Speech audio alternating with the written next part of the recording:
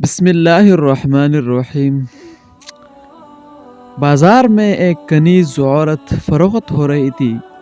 محمد بن حسین al Baghdadi بھی اسی بازار میں جا رہے تھے تو آپ نے اس کنیز عورت کو خرید لیا۔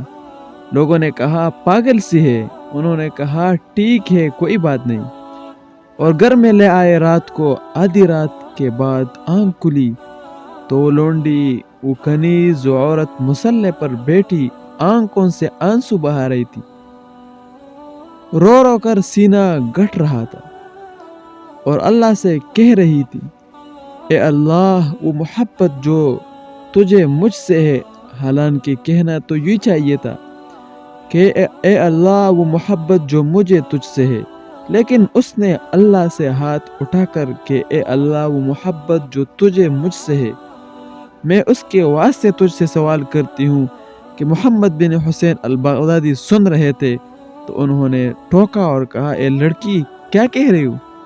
تو یوں کہا کیا کرو، اللہ اے اللہ وہ محبت جو مجھے تجھ سے ہے۔ تو اس نے کہا چپ کرو، اگر اس کو مجھ سے محبت نہ ہوتی تو وہ آدھی رات مجھے یہاں نہ بٹھاتا اور تجھے وہاں نہ سلاتا۔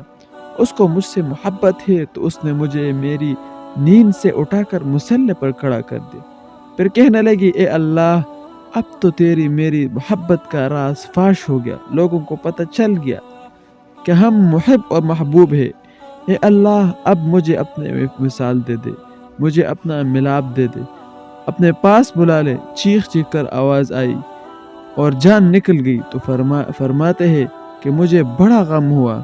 میں اٹھا اور اس کے کفن کا بندوبست کرنے کے لیے جب میں کفن لے آیا تو دیکھا کفنی کفنائی پڑی ہوئی ہے، سبز کفن میں لپٹی، اور اس کے اوپر نورانی الفاظ سے لکھا ہوا ہے، ان اولیاء اللہ لا خوف علیہم ولا هم یحزنون۔ سن لو اللہ کے دوستوں کو نہ دنیا میں غم ہے نہ آخرت میں خوف ہوتا ہے۔